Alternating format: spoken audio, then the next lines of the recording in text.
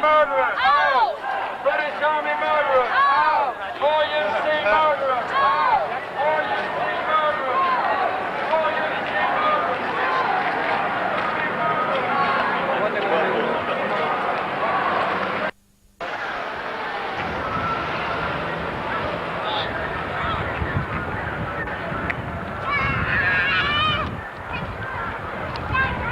Huh?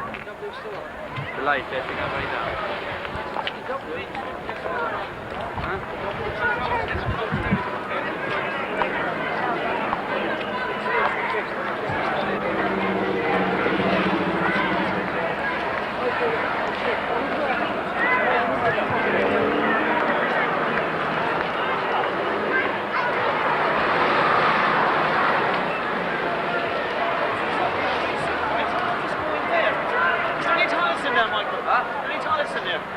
No, I don't think so.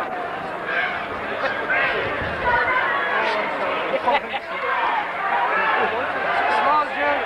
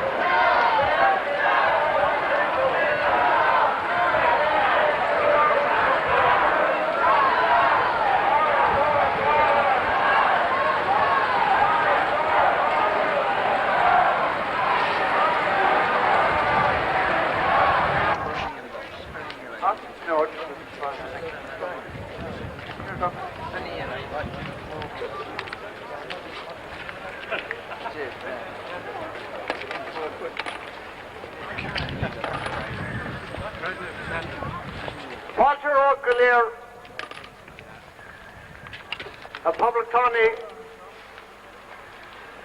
Irish men and women, welcome today. Thomas John Shaw and you, Krishna Yenu, or Nazini,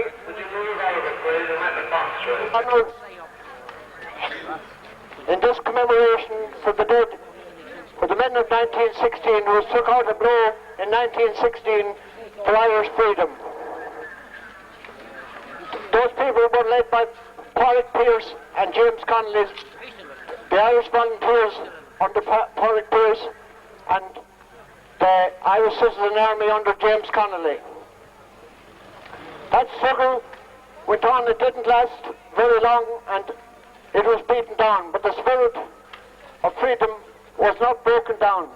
And in the years following that, in 1918, when a vote was taken in Ireland, the only time that a vote was ever taken in Ireland, Sinn Féin was returned with a vote of the overwhelming majority of the Irish people. After that, following that, we had the Black and Tans, and every Irishman and every Irish woman and every socialist must know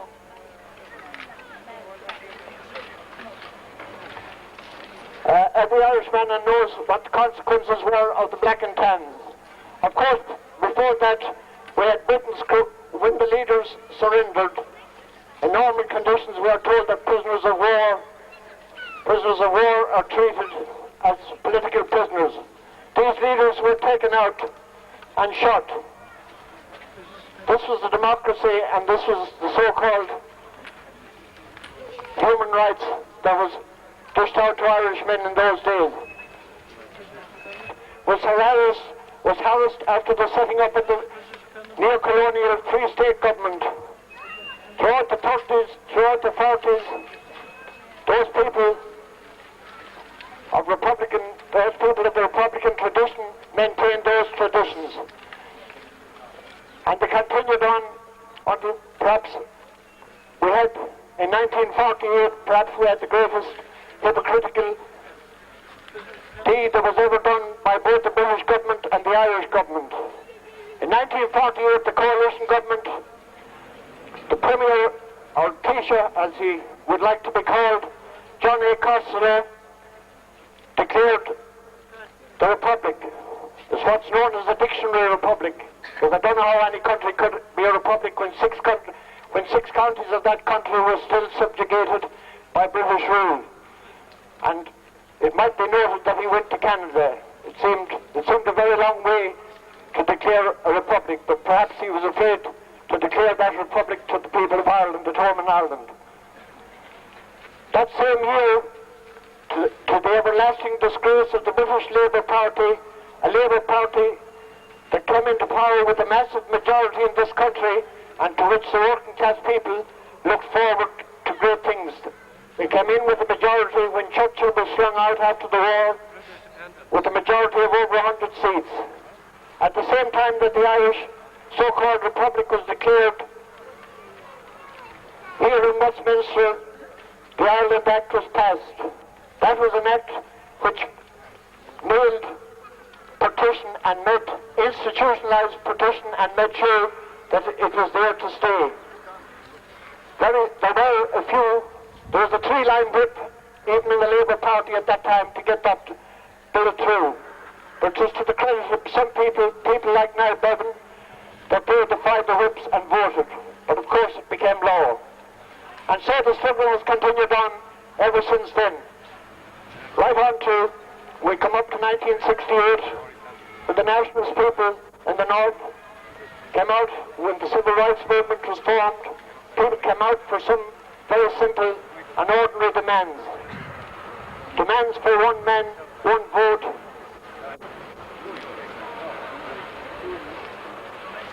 Less discrimination in relation to housing, and democratic Labour, and it was a party only insofar as it held together because of the opportunism for their own political careers. But then in 1970, the Irish Republican movement became reorganised, and those people who weren't prepared to take the struggle further went into politics and to further their careers. Throughout the 70s, the Republican movement showed what it could do in the struggle against British imperialism. And it might be said, with the youth who were growing up, it might be said that from that day onward. Next, we come to the Roll of Honour, which will be read in two parts. It's a very long Roll of Honour. The sufferings of the Irish people is great, so the list is a very exhaustive list. It will be read by two people in two parts. The first speaker is Neil McElvenny.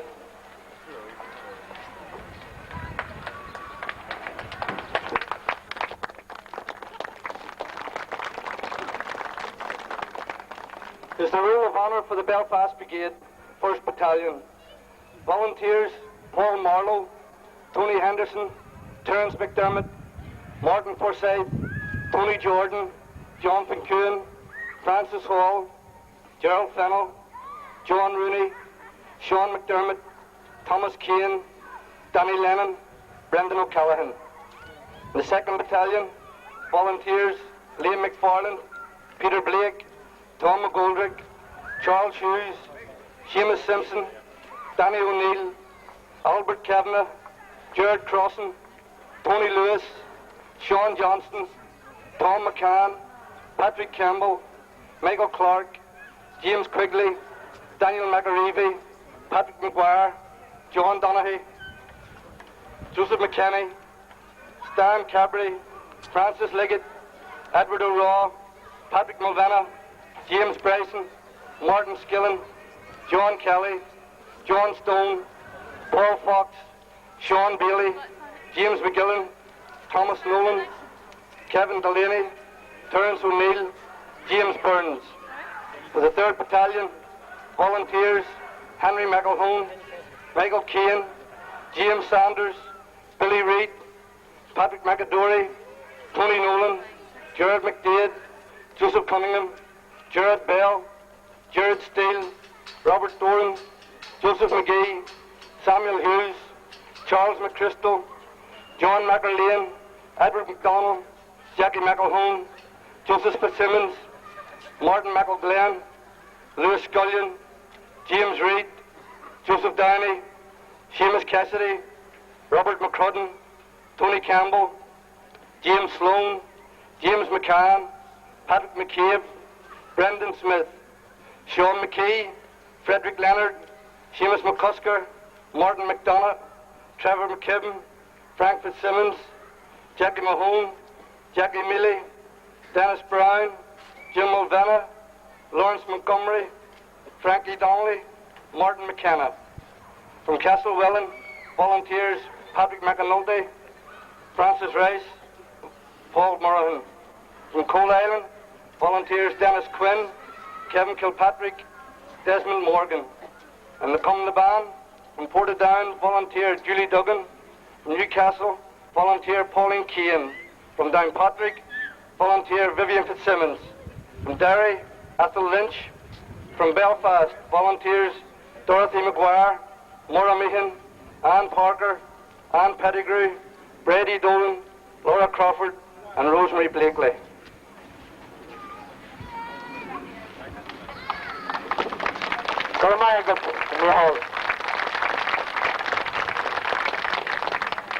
Prince Thornhill will now complete the Roll of Honour, the second half.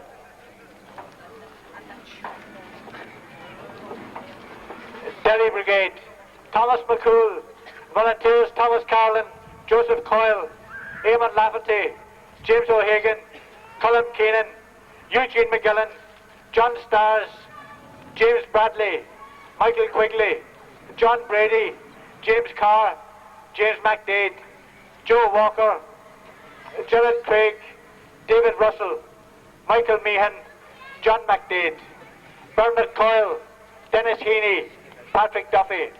County Derry, volunteers Martin Lee, John Bateson, James Sheridan. County Donegal, volunteer Peter McIlcarr. Downpatrick, volunteers John Carlin, John Curran, Leo O'Hanlon. Dublin, volunteer Patrick Cannon. Dungannon, volunteers Patrick MacDonald, Kevin Murray, Sean Loughran, Patrick Carty, Dermot Crowley Cork, Daniel McAnallen, Patrick Quinn, Eugene Martin, Sean McCartney. England, volunteers James McDade, Brian Fox, Michael Gohan, Francis Stagg. County Fermanagh, volunteers Louise Leonard, Kevin Cohen. General Headquarters Staff, volunteers Jack McCabe, volunteers Thomas O'Donnell. Long Cash, volunteers Francis Dodds, Terry Campbell, Patrick Tier, Hugh Coney, James Moyne, Henry Heaney. Bobby Sands MP, Francis Hughes, County Derry, Raymond McCreesh, South Armagh, Patsy O'Hara, Derry, Martin Hurson, Tyrone, Joe MacDonald, Belfast, Kevin Lynch, County Derry, Thomas McElwee, South Derry, Kieran Doherty, Belfast, Mickey Devine, Derry. County Monaghan, Padam Mohan, Nafina Aaron, Fiend, Gerald McCauley, Michael Sloan, Eamon McCormick, Gerard Donaghy, David McCauley, Sean O'Riordan, Michael McGee, Joseph Campbell, John Dougal, Joseph McComsky, Bernard Fox, Sean Hughes, Michael Marley, Robert Alsop, Kevin McCauley, James O'Neill, Paul McWilliams, John Dempsey. Newcastle, volunteers Alphonsus Cunningham. Newry, volunteers Colin Mortag, Patrick Hughes, Oliver Rowntree, Noel Madden, Brendan Quinn, Edward Grant, Patrick McEwen, Michael Hughes, Robert Carr. North Armagh, Michael Crossy, John Green, Terry Brady, David Kennedy. Portlaoise, Thomas Smith. South Armagh, volunteers Michael McVerry, Sean Boyle, Francis Jordan, Sean Campbell, James Lockery, Peter Cleary, Seamus Harvey and Paddy McElvenna. Strabane, Eugene Devlin, James McGinn, Tobias Malloy. Toom, William Grant, Charles McCann. County Tyrone, Jimmy McGlenn, Seamus Harvey, Tony Ahern Cork, Paul Duffy. Sinn Féin, Marie Drum, Paul Best, Noel Jenkinson, Leicester Prison, Sean O'Connell, Parker Prison.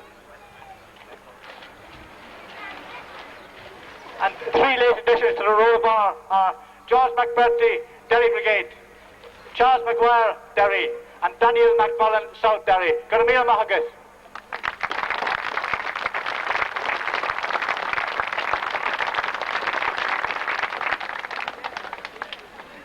Garamir Mahagat to Winchin. And now we come to the traditional Easter message, which is read throughout Ireland and throughout wherever Irish Republicans gather today. Message comes from the leadership of the Republican movement, Óglaigh Hearden, and it will be given by Kevin Colfer, the Ard Corley, representative of Sinn Féin in Britain.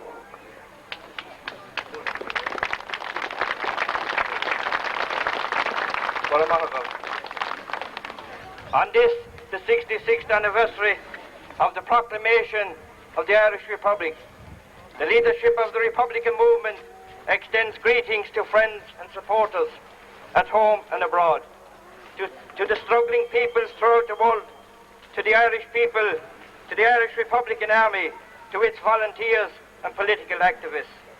We pay a special tribute to the political prisoners and their families, especially to the families of the hunger strikers and to the families of all the dead who have died since Easter 1981.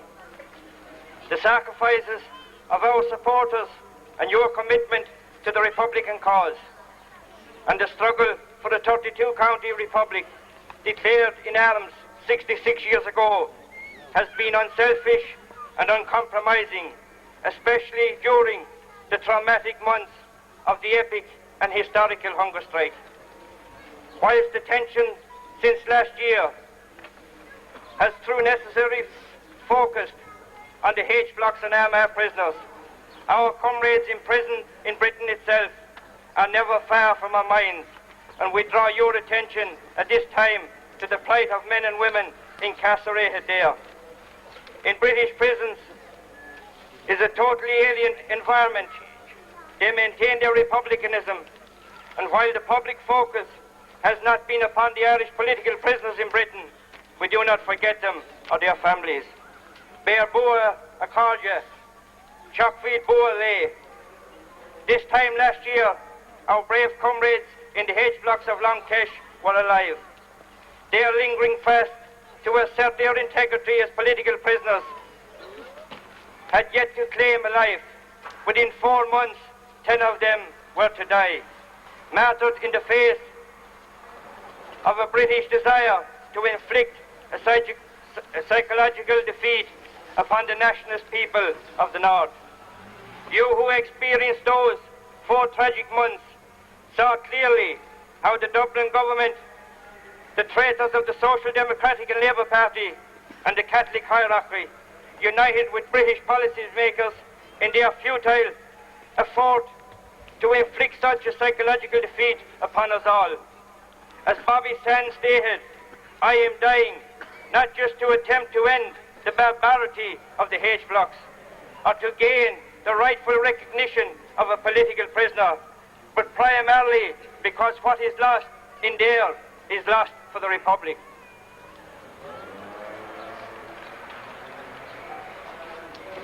Those who sided with the British government, the pseudo-nationalists and crowd-thumpers, clearly represent those forces ranged against the Republic.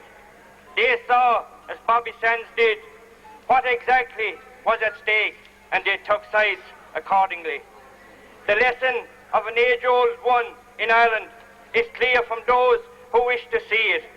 The stake in the country's people, those whose interests coincide in the long run with British interests, were, there and are never for the Republic or for the Republican struggle, even when the struggle manifested itself in a morally correct hunger strike for a just and reasonable demands. This, more than anything else, was what motivated the Irish establishment and all its representatives, North and South, political and clerical, to assist the British government in its refusal to concede the political prisoners their demands. Such collaboration and assistance cost the nationalist people dearly. We do not forget and will not forgive those who acted in such a manner. As Republicans, we know only too well what to expect from those who purport to represent moral or reasonable leadership. And as our struggle continues, we will ensure that the lessons of that period are not lost upon our people, and that those elements whom the hunger strike clearly revealed as allies of the British government will not, at any time in the future, be able to project themselves as allies of Irish nationalism, much less Irish republicanism. The recent change of masters in the 26 counties makes little difference in political, national, cultural, social or economic terms for the Irish people. If the survival of the Irish people in terms of spiritual integrity, economic well-being and the continued plight of the working people and small farmers, we are not at stake, the situation would indeed be laughable. As it is, both major conservative groupings in the 26 counties govern their part of Ireland in the interest of 5% who control 71% of the Irish wealth. The Irish ruling class has more in common with the British ruling class than with its own working class. Their common interests are manifest not only in the living conditions of our people, but of course in the continued existence of partition and in support of the Western Allies. Charlie Haughey asserts, as an attempted diversion in his own peculiar form of verbalized nationalism, that the North is his government's first priority, while at the same time Irish men are imprisoned in Portlaoise prison and more recently actually tried in Dublin for escaping from a British prison. Fine Gael, in a fine illustration of blue shirtism, has charged one Irishman at the behest of the British government for a conspiracy alleged committed in Britain itself. Yet another example of how the British Queen's writ extends to the British neo-colony in 26 counties. And through all the hypocrisy, the taxpayers in the 26 counties continues to pay more for the maintenance of partition and the British presence than the taxpayer in Britain itself, while in the Dublin and British governments attempt to fight a 32-county neo-colony upon us all.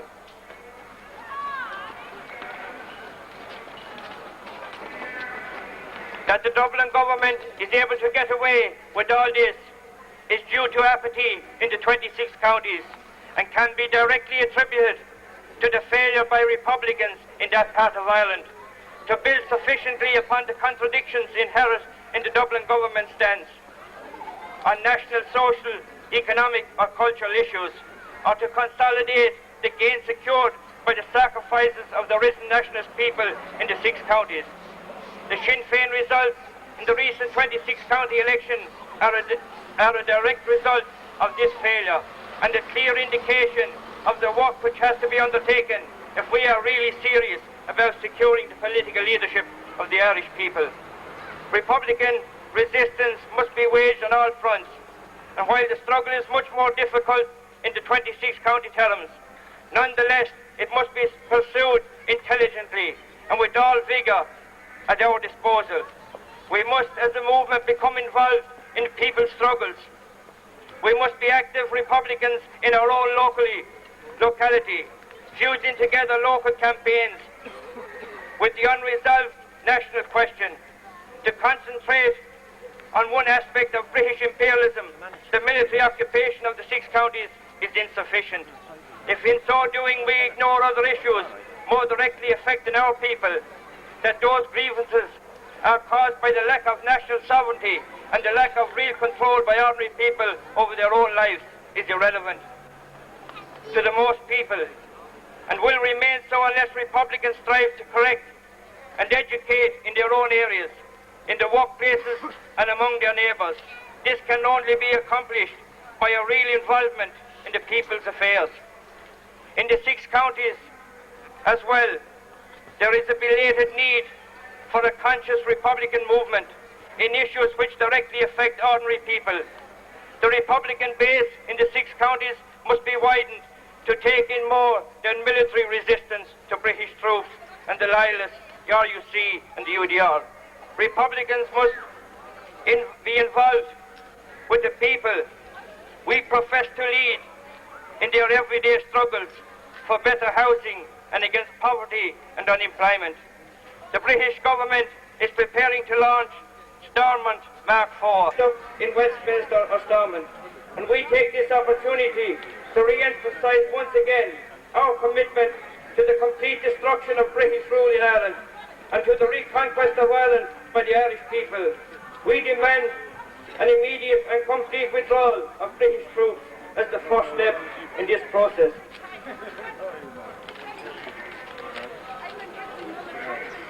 Only through armed struggle will we be listened to. Only through the struggle waged by the women and men of the IRA can we give national freedom and end division and sectarianism in Ireland.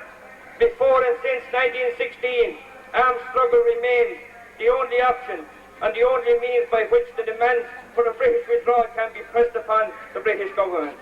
We are confident that the Irish Republican Army stands ready and able, as the IRA did in 1916, to press throughout the countryside and the city streets the political war against British occupation forces, the RUC and the UDR.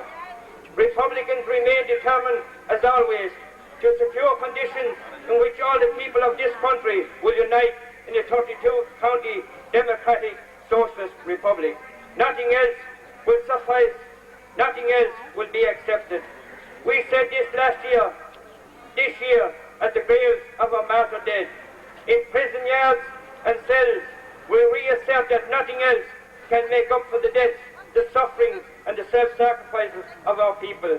And nothing else can guarantee the unity and freedom, both spiritual and physical, of the whole of the Irish people. Victory to the Irish Republican Army and victory to Ireland. Therefore,